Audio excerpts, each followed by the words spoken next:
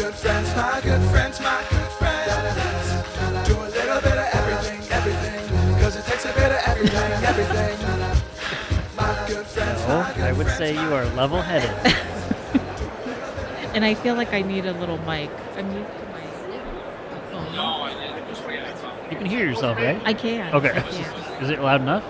Yeah, Okay. it feels really loud. Oh, is it like too No, loud? I mean, am I talking really loud? Am I shouting at you? Nope, you're sounding good. Okay. Okay. Yeah, I think we're good. We're good. Excellent. All right, here we are live in Denver. Woo! My friend Candice, my good friend Candice. Sorry. Thank you. Thank you. We've become good friends over the last year. This is good. I know. I'm very happy about this. Me too. What's the story? What are you thinking about these days?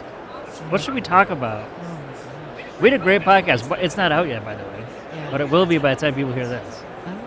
I think. It comes out next week. Oh, Maybe okay. next week, yeah. We talked for like an hour and a half. I think we probably could have talked another hour.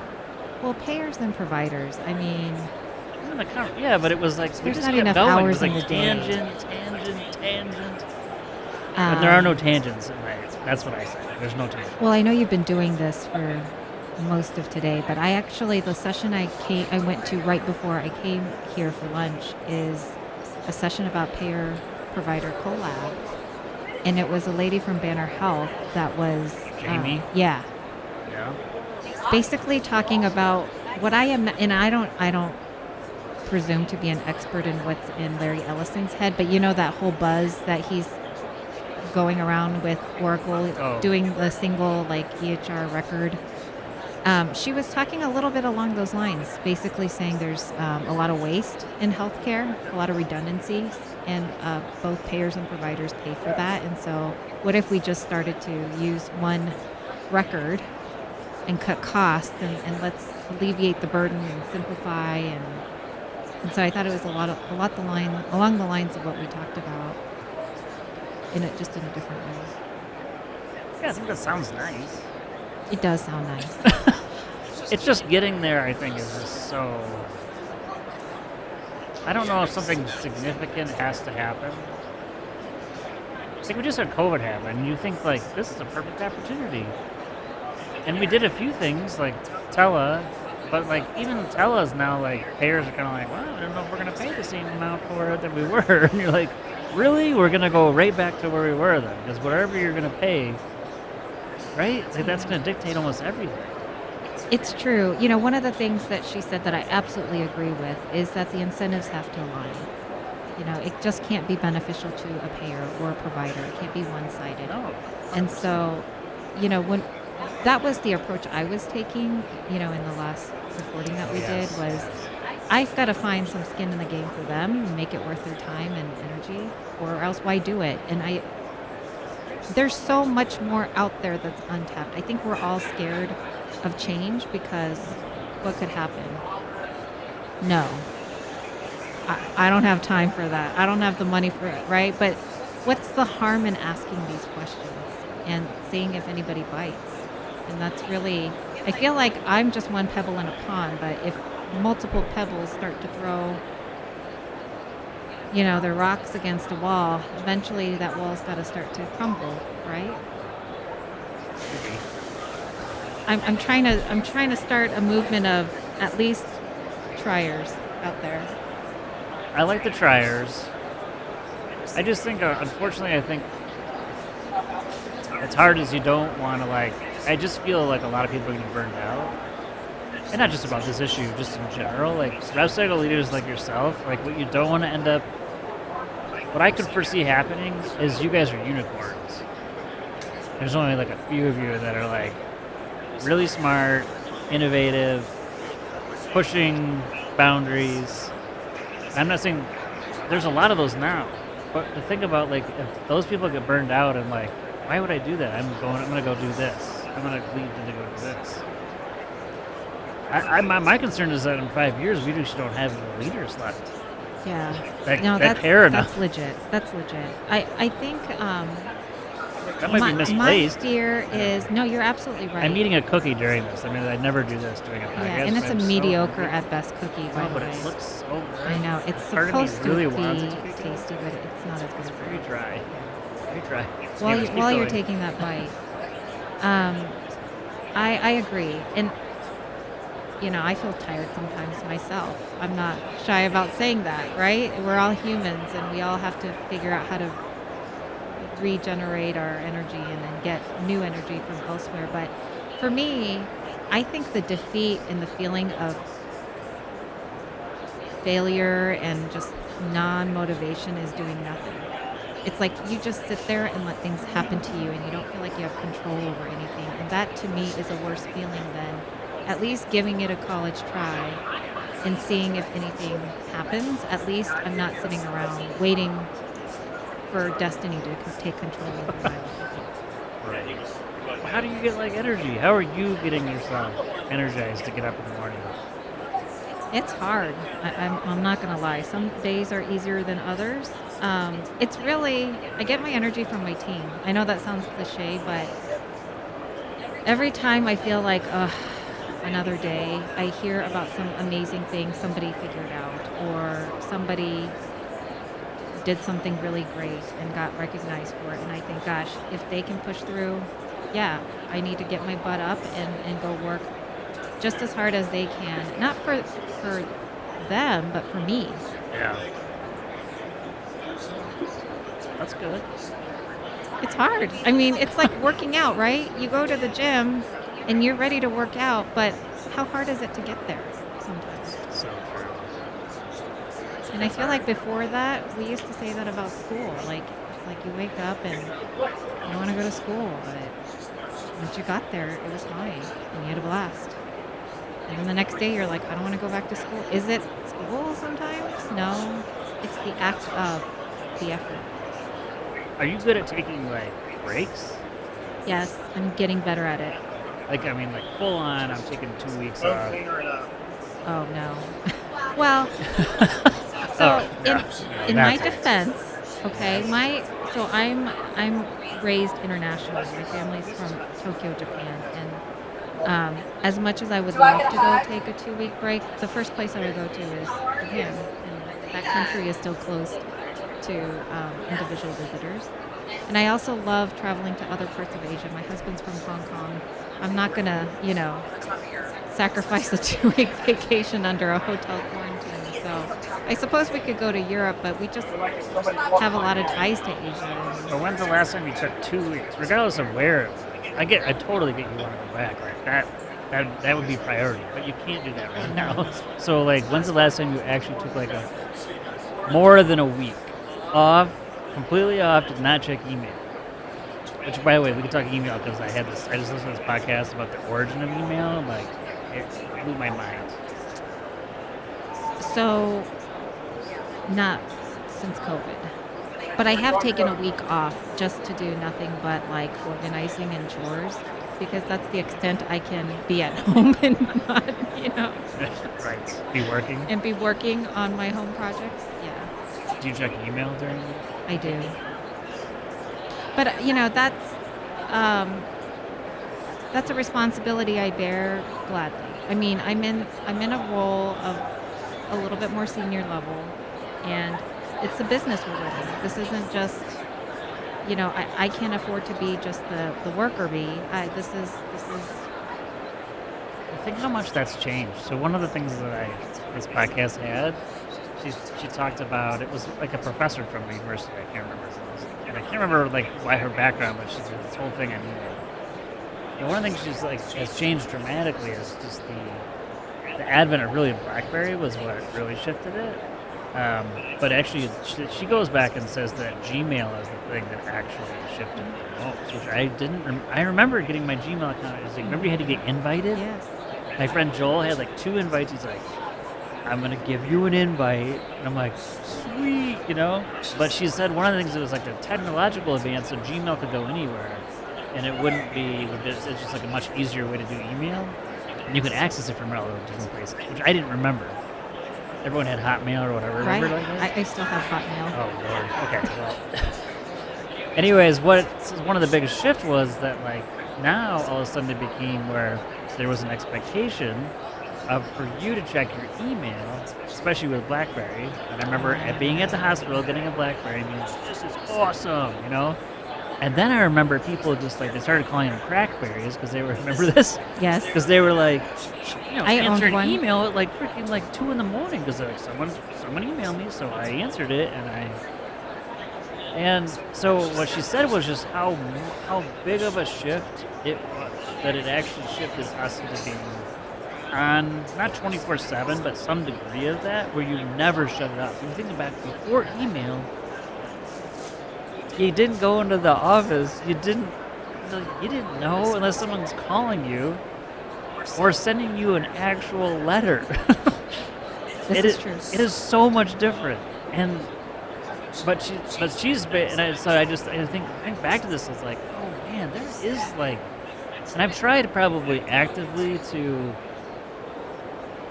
make it so that my expectation with people when I tell you like. You might email me, but I'm not emailing you within 24 hours. You need me, you call me. Right.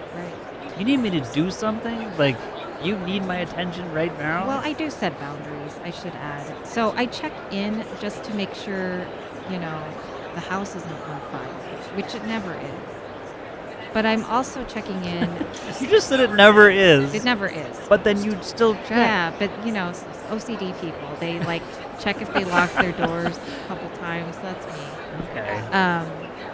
But it's also like sometimes people need help, and you can see that they need help. And so I'm there really more of a supportive role. I rarely step in with any operational thing if I have a backup in plan. So the last thing I want to do is undermine the staff that are there doing their job. They're on the clock. They're perfectly capable of handling it. I don't like to step into that.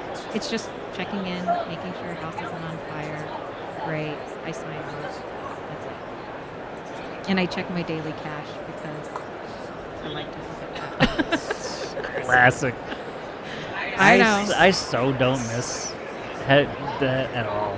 I can be totally honest. I don't miss doing that. I miss checking cash and seeing where days are or whatever it is. I don't miss that stuff. I mean, it's just kind of, I don't know. It's kind of like, I wake up, I have a Fitbit, it tracks my sleep, and I check and see how I slept. It's just kind of like a check, it's not a big part of my day, but it's just like a routine, minor task. I wonder how long would it take to uncouple that? Probably not that hard. I think if somebody dropped me from that email distribution. The email distro? Yeah. Will it go through a draw? I don't know. I wonder what the cash is doing right now. I don't know. I don't know why we got to this subject, but I remember I just was talking to a friend of mine recently, and it was one of those things where it's like I took a 10 or a 12-day vacation. This isn't recent. This is like a couple of years ago, but it was my wife and I went to Switzerland, and I remember feeling like I got past the first week, and there was like this just. I got to like day 10, and I was like, oh my gosh, I feel so much different because it took me about a week to like unravel. As my wife says, she's always got pop-up windows. Typically, men don't have many pop-up windows, but my wife has lots of pop-up windows in her mind, and so it's like it took up. But even for me, and I'm good at disconnecting, and I would say I had a whole different experience on the second part of that that I'd never experienced before. So when I left Healthrise and I went on my own, I had like I would like to say it was probably 4 to 6 months where the feeling of I should be doing something, or I should be answering something, or I should be like it took me that long for it to just kind of like I was saying decouple, like to go away a bit. Where it was like, oh, I don't have to do that. Or this is what work looks like now. Okay. That took a while, because that's been ingrained. I believe you. I mean, when I used to go to Asia, I would take 2 weeks off, but I would intentionally plan my vacation around 9, max 10 days, with 2 days, recharging from the vacation Yeah, 'cause it's time. long, right? But after, like, that is to me the ideal amount of time to just be away, because by the time you leave, you want to actually leave there thinking, oh, I wish I were here a couple more days. So then it makes you want to go back, right? And do this vacation Instead of being all like, over. oh, I gotta get out of here. Yeah, like, I don't think I want to stay here again. And then you never go. But are you with your family the whole time? Yeah. Or do you guys split it up? I mean, we're usually together. I mean, for me, it's like I can only handle so much of my family. Well, So I love them, but I'm like, this you have is good. teenage daughters. This is good. We're good. I think we need to well, even my brothers and sisters, my family, like my extended family, it's like, Oh yeah, not with my parents. I'm not. oh yeah, that's fine. I'm selective with who I spend time with. So it's just one of those things where it's like, well, if you're going to spend 10 days with your parents, like that could be. But I mean, like, we're out going to colorful night markets and just experiencing a whole nother That's lifestyle and culture and food and people that you don't really get to. And to me, that's really about vacation and just recharging. Is once you've kind of filled up that cup, Yeah. right? Then you feel satisfied, and then you actually start to miss work and say, oh, I actually don't mind going back. Yeah, right. All right, quick origin story on you, Candice. What? So it's my favorite. I always Yeah. love hearing about people's origin stories. So you said you grew up in Japan. When did you how did you get to the States? When did you come over? So I get asked that a lot because I don't have a No accent. It's a certain age, right? 7? Well, so here's my story. Okay. I was born and told me, raised but I don't in remember. Tokyo, but my dad was in the U.S. Air Force. That's right. So I spent my entire education in American schools, Department of Defense dependent schools to be exact. And that sounds like military school, which is not the same. This isn't where you go send your kids that are misbehaving. These are schools No for judgment. military dependents. It's a very structured, actually, curricula. And I did that all the way up to graduation. And then when I was 18, I picked a school in Florida, in Texas, in California, in Colorado. And I picked Colorado because Florida was too far. Texas, I can't remember why I picked Texas. And California was too close to my parents, like one Pacific Ocean hop away. So this is how I chose Close? Colorado. One Pacific Ocean hop away isn't actually that close, just for the record. It was one plane ride. Yeah, okay. It takes 2 rides. Yeah, and I was 18, and I thought I wanted to be on my own. So you went to the University of Colorado? Yeah, I'm an In alum Boulder? here. In Boulder. Business major. That means you don't do a lot of math or science. At least Nothing wrong that's with what that. it was. That's what. Well, my boss actually laughs at me because I'm terrible with math, and he's just like, I can't believe I impressed almost $6 billion in revenue. Can't do these. Candice, I got one up on you. My wife is a master's in math education with an 8th grade algebra teacher. She's terrible at math. Like adding and stuff, Calculators. I know, but she cannot add anything in her, add, subtract, in her head. I can't do it. I'm like, you're the math teacher. I know, but the homeschooling tools our do it for kids. us. I feel for her. That's pretty funny. It is funny. But she likes math. I don't. I'm sure she's concept-wise and the way above and beyond is way past my, anything I could even imagine. I'm glad being a math wizard isn't a prereq for RevCycle because I heard There's not a lot of Heather's bit prereqs. on RevCycle and where it belongs, and I actually totally agree with the whole ops route. Oh, yeah. Completely operational role. Picked a random school. So you got here, and then you were like, this is sweet. I'll get a major in Operations. business. Well, No, it's in operational the School design. of Business, but it was operations management and information systems. Classic back then. No one even knows what that means. What does that mean? What do you do with that? Well, so for operations management, it was really like a lot of PI stuff.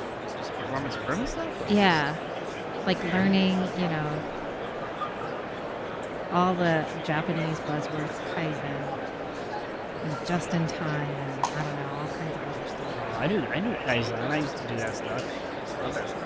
And then information systems. Believe it or not, I thought I was going to become a software programmer, and I was coding in Java, which was like the big, programming language at the time. Big Designing time. websites, like writing up straight up HTML. What is this, 98? 2000? Yeah, well, you're dating me. Yes, I'm older than you are, so stop. a little bit. Yeah, A yeah. lot, a Yeah, lot we're of it. talking the late '90s, Oh, early nice. 2000s, maybe. And then DBA work. I was a database administrator doing Boolean logic. Boolean. So it's either soup or it's. No, it's like those I if-then know. statements. Oh, I remember. Yeah. I would have been the worst programmer in history. I'm terrible at that stuff.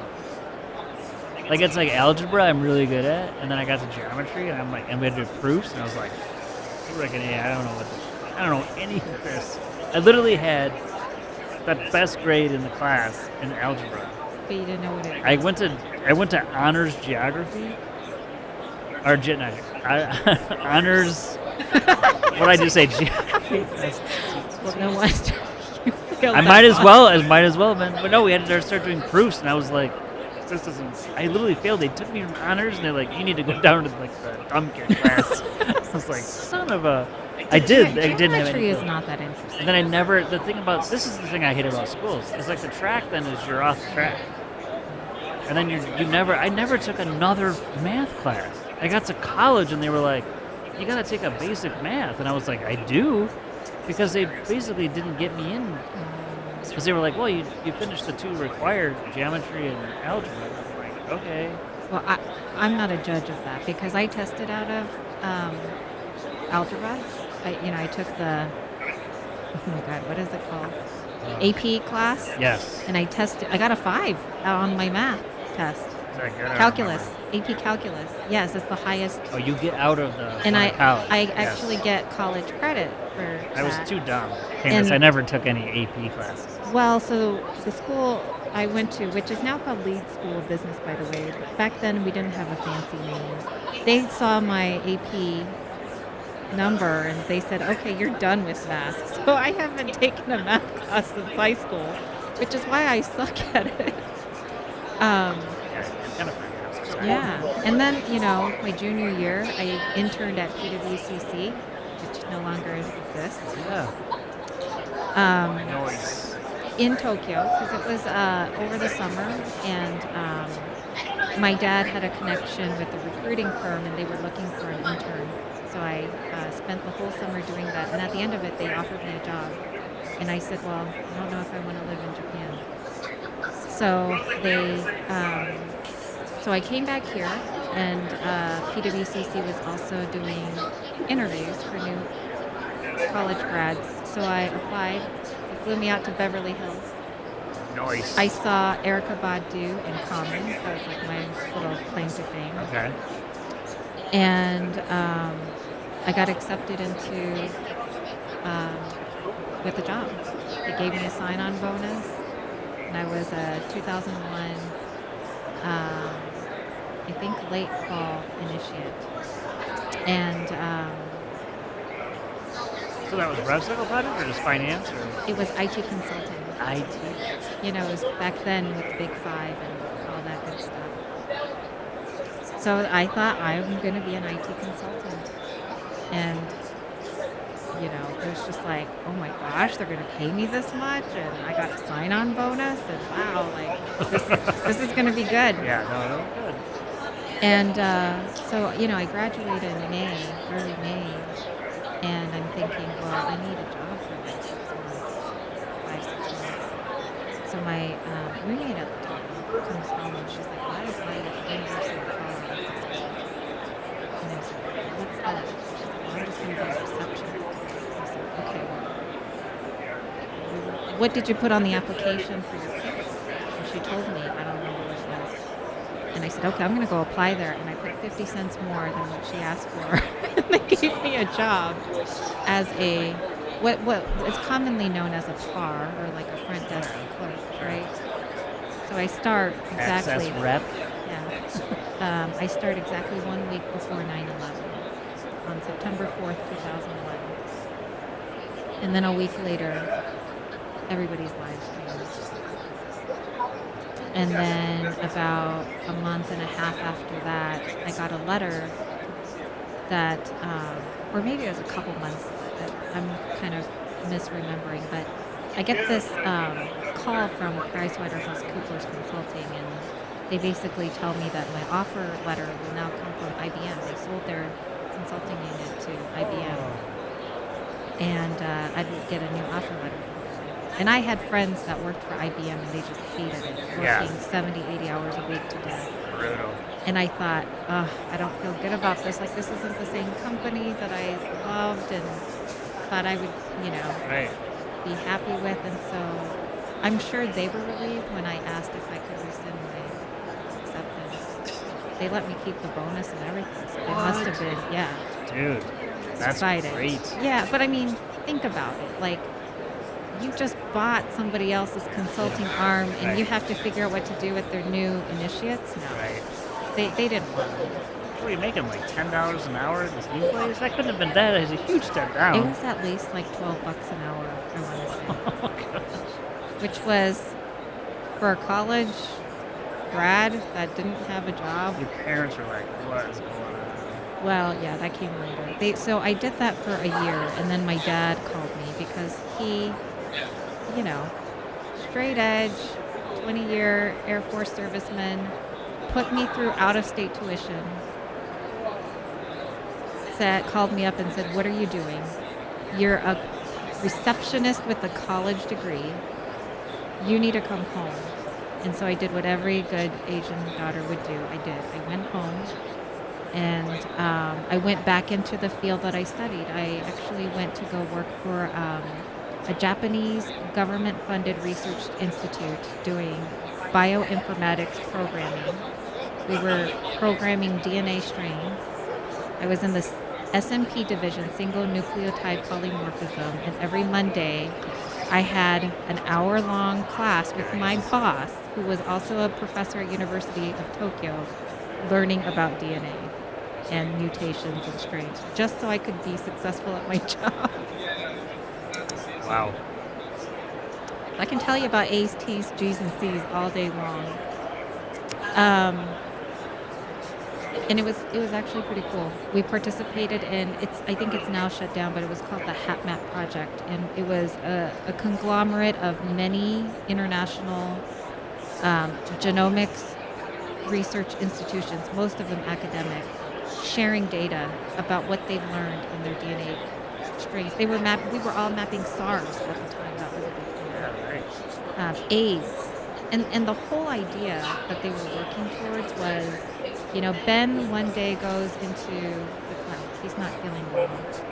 So we'll take a little snippet of your hair, maybe some of your fingernails, and some blood samples. And while you're being physically examined, you're going to run your DNA on the phone. And when the doctor says, Ben, we think you have bronchitis, they're going to say, we've mapped your DNA, and go pick up your medicine at the pharmacy. It's no longer going to be for adults 12 years and older, and you can deal with any side effect. No, it's going to be tailored medicine. That's what we were working towards almost 20 years ago.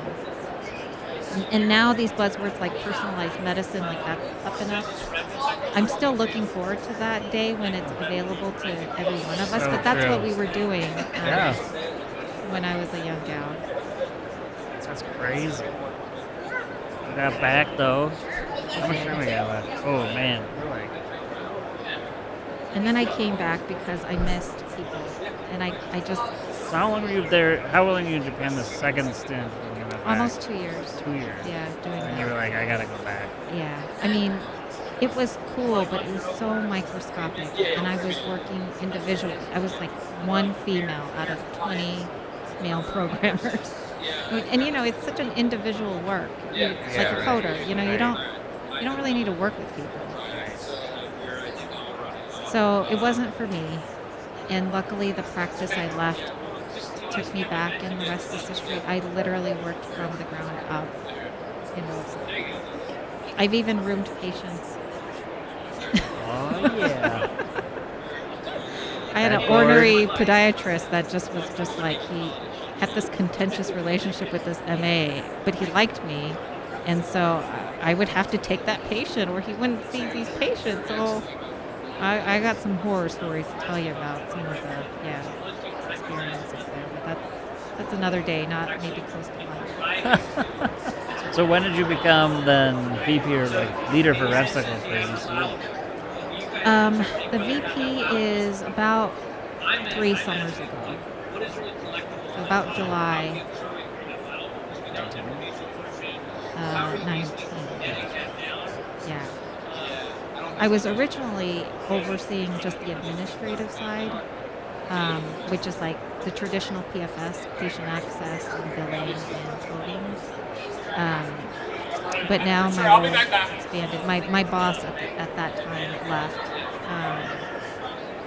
decided to move to Portugal and live up her life, and so I stepped into her role, which is probably much more expansive than a traditional RevCycle role. In addition to like HIM coding, CDI, I have care management, which is unusual. Which is good. I like to look at it as both revenue generating and cost containment. Yeah. That's cool. Awesome. All right, we're gonna do rapid fire. I'm doing rapid fire questions at the end here. Okay. I don't usually do this in the podcast, but because we're live, it's always fun. And I'm only doing one-on-one interviews. All right. So, what book are you reading these days? What's in your nightstand? I just finished one, but I'm about to read a new one called The Culture Code. I think it's called The Culture Code. I don't know if it's good yet. Do you know what it's about? Is it fiction, nonfiction? What is it? I'm assuming it's nonfiction. It was recommended, so it's one of those like, I wanted a good self-help book, just to keep me motivated, and it's, I have this book. I feel embarrassed that I don't know the name of it. I think it's called The Culture Code, but our HR VP recommended that it's good about, it just raises awareness about work culture and all that good jazz. So. Cool. Okay. Let's see. What's a TV show that you binged and liked or loved? What's your recent one? Okay. Well, I don't watch a lot of TV, so this is gonna sound really old. But I did. I mean, this is a few years ago. This is how long I haven't watched TV shows. Oh my gosh. Okay, I'm ready. With The Wire? What are you gonna say? I don't know. I haven't seen The Wire, so I don't know if it's old. It's old. How I Met Your Mother? Oh, okay. That's pretty old, right? Well, I mean, it's been on TV forever. But Yeah. I just don't have the patience to watch series while they're going on because I forget what happened, and then I don't like to rewatch them just to catch up with specific times. Gotcha. All right. So I have to wait until they're done, and then. Yeah. All right. Let's see. Favorite vacation spot. What's your ideal vacation? A real vacation, not like a fake vacation. I like every vacation where I'm somewhere outside of the United States. You like to explore, see the new Yeah. culture. Yeah.